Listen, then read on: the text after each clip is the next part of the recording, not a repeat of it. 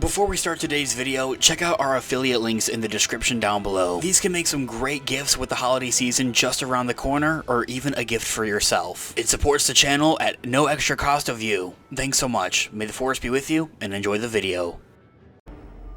Hello there.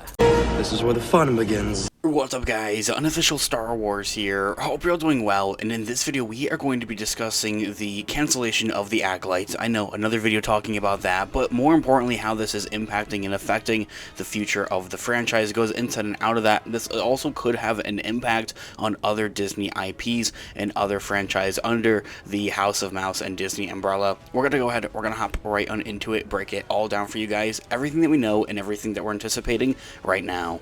Before we do though, however, grab that subscribe button if you haven't already, as we're discussing and covering all types of Star Wars related news, leaks, rumors, theories, and breakdowns here on the channel. So if you guys are into any of that, go ahead and grab that subscribe button today. Okay, so in this video we are going to be taking a quick read from Inverse.com as an overall garnering source. I'll have their article linked in the description down below for you guys to check out there as well.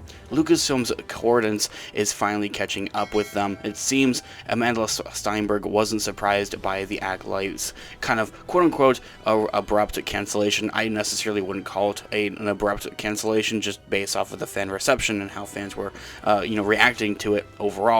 Also, mind you, this comes from somebody that kind of did enjoy the Acolyte. It goes both ways for me. I didn't finish the Acolyte, actually. I still haven't finished it. I should probably get around to that, but it really comes down to I was in school and I didn't have the time, working a job and being in school, I didn't have the time to sit down and really finish all of it, especially if it was something that wasn't intriguing me all that much. Not just that, but also hearing other people's kind of reactions to the rest of the show, people talking about how they don't like it. Why would I want to, spend the time when my time is so valuable to go ahead, sit down and try to watch something that other people are saying just isn't, worth my time, essentially, whatsoever.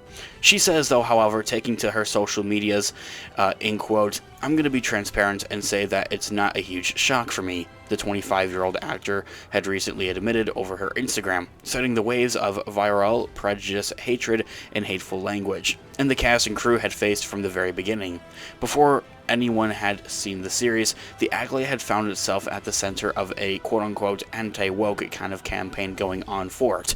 I can and I can't blame her all at the same time. She's saying the right things. She's, she has every right to be angry about the fan reception and how people are treating her. I think definitely, based around the Acolytes. At the end of the day, I've always kind of preached this here in and out of our videos and talking about these kind of subjects here on the channel. And I'll always come back to it. It's not that deep. It's not real. It's all in a galaxy far, far away. It's all fiction. It doesn't really actually matter. It's not actually really real, believe it or not. So to see people and fans, quote-unquote fans, get that fired up and become that angry and become that hateful and hatred towards actual other living beings is very just unfortunate and just doesn't make you feel good whatsoever, really, I can also definitely find the frustration in people, trying to make a label and put a name on the Acolyte before it was even coming out with this whole, quote-unquote anti-woke campaign before the show had even come out. The people that use the word anti-woke, I don't think actually know what that term necessarily means, so to take anything from them really doesn't matter at the end of the day. Steinberg had also taken to argue that Echo's chambers full of fanboys and trolls might have influenced Lucasfilm's decision to abandon the show now, and she's definitely right on that term as well. There's just those trolls and those quote-unquote prequel fanboys, if you will, that are the ones that are just really coming down on the Acolytes, and it's just like, for what? Because another thing, as I have mentioned, that I'll preach here on the channel in and out of our videos, is that if you don't like something inside and out of a galaxy far, far away, if it is Star Wars, a part of the Star Wars franchise or not, if you don't like it, you don't have to watch it. I think a lot of people took that and they used that for the animated shows. They just looked at those shows as for maybe for a younger audience, which definitely at the beginning, at the time, they really are and were.